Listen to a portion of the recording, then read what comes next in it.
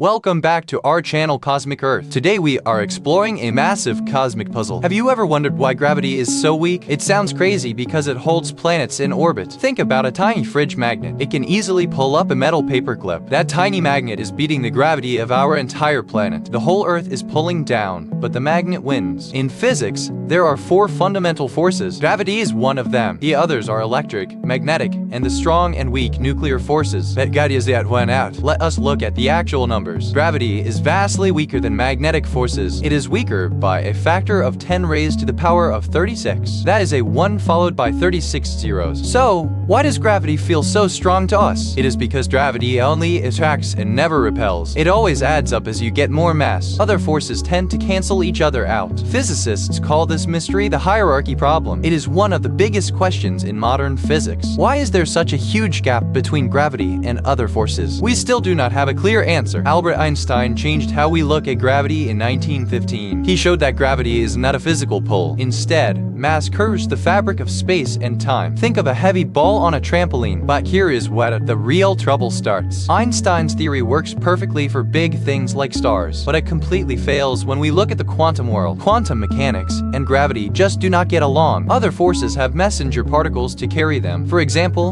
electric force uses photons. Physicists think gravity must have a particle called the graviton, but we have never actually detected one. Detecting a graviton is incredibly difficult. Because gravity is so weak, the interaction of a single graviton is tiny. We would need a detector the size of Jupiter to find one. That is why it remains hidden. To solve this, scientists developed string theory. This theory suggests that everything is made of tiny vibrating strings. These strings are much smaller than atoms. They vibrate at different frequencies to create particles. String theory offers a wild explanation for gravity's weakness. It says most particles are open strings with ends anchored to our universe. But the graviton is a closed loop. It is not tied down to our dimension. Because gravitons are closed loops, they can float away. They can leak out into other dimensions. If gravity is leaking out, that would explain why it feels so weak to us. We only experience a tiny fraction of it. In this view, our universe is like a three-dimensional membrane. Physicists call this a brain. We are trapped on this brain, but gravity can move through the bulk. The bulk is the higher dimensional space around us. Can we actually test this crazy idea? Scientists have been looking for signs of extra dimensions. They use giant machines like the Large Hadron Collider in Europe. They hope to see energy disappearing into extra dimensions. If extra dimensions exist, gravity would get stronger at very small distances. Scientists thought they might create microscopic black holes at the collider. These tiny black holes would decay instantly. So far, we have not found any. Other experiments try to measure gravity at very small scales. Scientists use extremely sensitive pendulums to test Newton's law of gravity. If gravity changed at tiny distances, it would prove extra dimensions exist. But Newton's law holds up. The weakness of gravity is also linked to dark energy. Dark energy is pushing our universe apart at an accelerating rate. This acceleration is controlled by the cosmological constant. The observed value is incredibly small. If gravity were just slightly stronger, the universe would have collapsed. If it were slightly weaker, stars and planets could never have formed. The strength of gravity seems perfectly fine-tuned for life. This is another deep mystery. Some scientists suggest the multiverse theory is the answer. They think there are countless other universes out there. Each universe has different laws of physics and constants. We just happen to live in one where gravity works. Another major theory is loop quantum gravity. This theory does not use extra dimensions or strings. Instead, it suggests space itself is made of tiny loops. These loops are woven together to create fabric of space. We also have to look at the Higgs boson, discovered at CERN in 2012.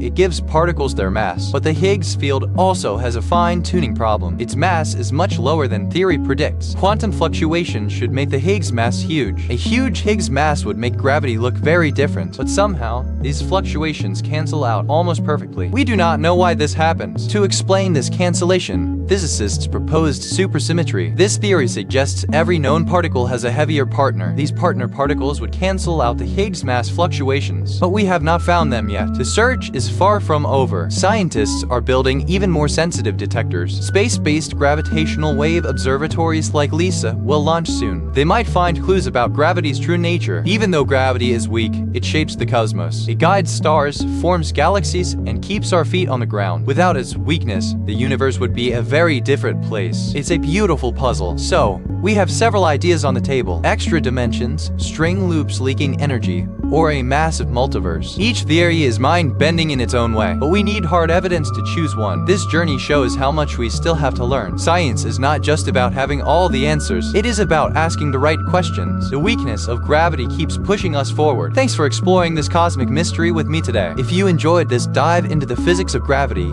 please hit that like button. Share this video with your fellow space and science enthusiasts. Do not forget to subscribe to Cosmic Earth for more amazing space content. What topic should we explore next? Let me know your thoughts in the comments below. See you in the next video.